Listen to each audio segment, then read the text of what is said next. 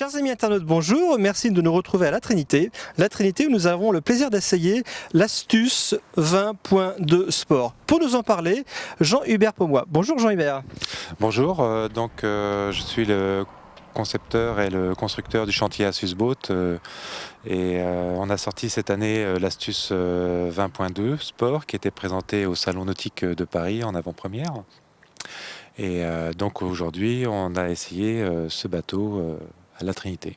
Alors ce bateau 20.2 vient en remplacement de quel bateau dans votre gamme? Alors on avait commencé en 2006 avec l'Astuce 20.1 qui était un bateau de 6 mètres sortie familiale avec une petite cabine, un grand cockpit.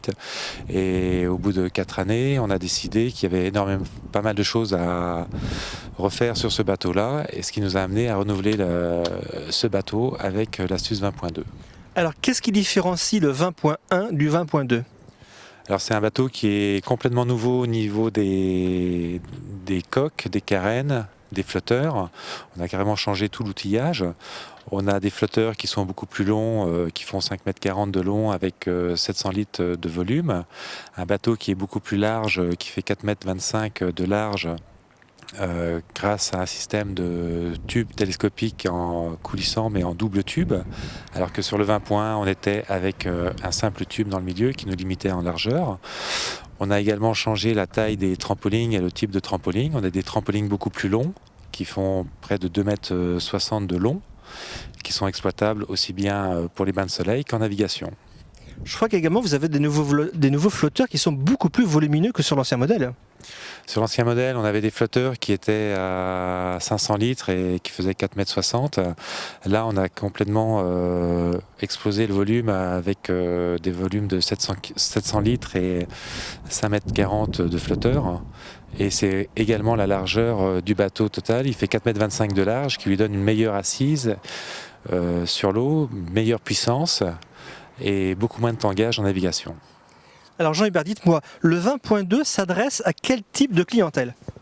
Au niveau du 20.2, on a une clientèle qui est assez ouverte parce qu'on a en fait sorti deux versions. On a une version sport, celle qui a été essayée aujourd'hui, qui s'adresse à des gens qui veulent se faire plaisir et s'amuser sur un bateau, qui viennent du kata de sport et qui veulent rechercher des sensations. Et on a aussi la version plus famille, avec un bateau plus simple, où là on a l'intérêt du cockpit avec des dossiers protégés, un bateau qui est stable, et des grands trampolines qui permettent d'avoir une surface, une plateforme de loisirs. Donc un bateau, deux modèles, qu'est-ce qui va différencier la version familiale de la version sport? Essentiellement la surface de voilure, c'est-à-dire qu'on a fait un choix d'avoir un bateau de base qui était un bateau qui était pareil au niveau des coques, des flotteurs, des trampolines et du mât, et c'est essentiellement la surface de voilure qui change. Sur la version famille, on a 21 m² de voilure, et sur la version sport, 24 m² de voilure, avec des voiles en Pintex et une corne. Jean-Hubert, vous pouvez nous parler un petit peu de l'équipement du 20.2? Alors, au niveau de l'équipement 20.2, on est sur un accastillage Ronstan Arken, au niveau du chariot, au niveau des palans. On a toujours nos Fock ou Genneker qui sont mis sur emmagasineur, tout ça dans un esprit de facilité d'utilisation, c'est-à-dire qu'un équipier tout seul peut gérer le bateau du cockpit. Avec un tangon rétractable d'ailleurs. Avec un tampon rétractable, avec des dérives pivotantes, safran pivotant. Donc si on veut beacher le bateau, on avance sur la plage, la dérive remonte toute seule, ainsi que le safran. Donc ça, c'est dans des facilités d'utilisation, tout ça, qui permettent d'avoir des personnes aussi bien chevronnées, techniques, qui peuvent sortir toutes seules, ou la famille qui peut utiliser en toute sécurité le bateau, quoi. Alors beaucoup de marins, beaucoup de skippers aiment customiser leur propre bateau, où vous demandez différentes options ou même sortir des options. Est-ce que le chantier Asus Boat est capable de répondre à toutes les demandes? Alors, c'est l'avantage et un peu l'inconvénient du petit chantier, c'est-à-dire qu'on répond à la demande, sachant que la demande est très variée. On va voir des personnes qui veulent juste faire des ronds dans l'eau, comme on dit, et qui veulent un bateau tout simple. Et à côté de ça, on a des régatiers qui veulent un accastillage spécifique et particulier. Et l'intérêt du petit chantier, c'est surtout l'adaptabilité de répondre à ces demandes-là. Évidemment, dans la limite des possibilités techniques. Vous pouvez avoir quel type de demande?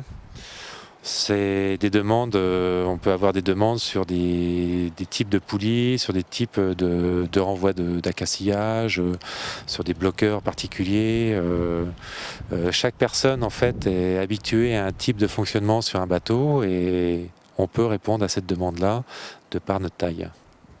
Jean-Hubert, pouvez-vous nous rappeler quel est l'ensemble de la gamme Astuce Boat? Alors Astuce Boat, c'est 4 modèles, avec toujours dans l'esprit d'avoir des bateaux faciles à mettre en œuvre, faciles à transporter et faciles à utiliser sur l'eau pour se faire plaisir. Donc on avait commencé en 2005 avec le 20.1. Après, on a sorti l'Astuce 16.1, qui est un bateau de 5 mètres avec un grand coffre à l'avant. On a sorti ensuite l'Astuce 14, qui est plus un dériveur, un skiff. C'est la glisse accessible, en solo ou en double. Et il y a un an, on avait sorti l'Astuce 22, qui était le petit croiseur avec 4 couchettes. Jean-Hubert, pouvez-vous nous parler de la spécificité des Astuce Boat? Alors la spécificité des Astuce Boat, c'est la facilité de mise en œuvre et le plaisir de navigation, comme je disais. Cette facilité de mise en œuvre, c'est essentiellement grâce aux flotteurs qui sont télescopiques. C'est-à-dire qu'on n'en a pas des démontages de flotteurs, c'est des flotteurs qui coulissent dans des tubes avec 2 goupilles. Et ça, les flotteurs rentrent aussi bien à terre pour arriver dans une cale qui n'a pas beaucoup de largeur, ou sur l'eau dans un catway, on peut rentrer et sortir les flotteurs sur l'eau, juste en enlevant ces 2 goupilles, en détendant et retendant le trampoline. Ça se fait en 2 minutes, et ça permet d'accéder à des plans d'eau variés, à des cales étroites, et de pouvoir avoir une place de catway simple quand on arrive ce soir dans un port pour dormir. On a aussi travaillé beaucoup sur les facilités de matage. On a une kit de matage qui peut se faire en solo, comme vous pourrez le voir sur la vidéo, avec une chèvre en utilisant le palon de grand voile. Donc tout ça rentre dans le cadre de plus le bateau est simple et plus le bateau est facile à mettre en œuvre, plus on a plaisir à l'utiliser et plus on l'utilise. Jolie formule. Vous nous parliez de facilité pour entrer les coques, c'est aussi une facilité pour le transport du bateau. Parce que je suppose qu'un propriétaire d'un Astuce 20.2 va pouvoir tracter derrière son propre véhicule ce bateau et ça va lui ouvrir un champ de navigation très très important en Europe. Donc ça, dans le concept aussi, l'intérêt du multicoque est double. À partir du moment où on a enlevé le frein de l'encombrement, on a pas mal de personnes qui habitent n'importe où en France, qui ont leur bateau dans leur jardin, replié, et ils décident un jour d'aller à un endroit, par exemple le chantier à Auray, lui, on part d'Auray, on a le golfe à la portée, on a les îles à portée, on fait 2 heures de voiture avec les bateaux, on va mettre à l'eau à Concarneau, en une demi-heure on met en œuvre le bateau et on passe un week-end au Glénan. Pareil pour des gens qui sont en centre France, ils vont passer une semaine en Bretagne ou une semaine en bassin d'Arcachon ou une semaine sur la Côte d'Azur. Ça peut dire aussi qu'on peut aller également en Corse ou en Croatie ou voire même au-delà. On a eu des bateaux qui sont partis comme ça en Corse. Alors c'est une partie en voiture, après le reste en navigation, avec des bateaux qui sont transportés pour la Corse. On avait 4 bateaux l'année dernière en raid autour de la Corse l'été dernier. Donc des bateaux qui passent par le ferry. Donc faible coût de transport par le ferry, et après qui vont faire des randonnées dans les criques corses. Voilà qui fait bien rêver. On est là pour ça. Et surtout, c'est de réaliser son rêve. Est-ce qu'il existe un circuit, on va pas dire de compétition, de régate, mais un circuit soit d'aventure ou soit de raid pour les astuces avec d'autres marques peut-être? Alors au niveau activité, on fait des sorties propriétaires régulièrement chaque année. On essaie d'en faire une au moins dans la région. Il y en a sur Cannes avec notre représentant sur Cannes. Et c'est mis en place depuis 2 ans la Tri-Speed Cup, qui est des régates qui se passent autour de la Bretagne et une qui se passe aussi en Méditerranée cette année. Et on a pas mal de bateaux d'Astuce qui participent à ces régates-là, sachant que l'année dernière, c'est l'Astuce 22 qui avait gagné le circuit. Alors une personne qui est intéressée par vos bateaux peut vous retrouver comment? Au niveau de nos présences, on est présent sur les salons déjà nationaux et aussi internationaux. Salon de Paris, Salon de La Rochelle et les salons locaux autour d'Auray, évidemment parce que nous sommes implantés à Auray. Et sinon, on est présent avec un site internet qui est une vitrine qui nous permet d'avoir en ligne non seulement les spécificités du bateau, mais aussi les tarifs et les vidéos de navigation et d'utilisation.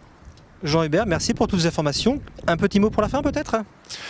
Ce type de bateau répond à un programme qui est assez vaste et qui peut aussi bien séduire le régatier qui veut pouvoir sortir tout seul sur un bateau performant que la famille qui utilise ça comme une plateforme de loisirs. Et on s'oriente aussi sur des systèmes de plateformes de loisirs avec location dans des bases de loisirs.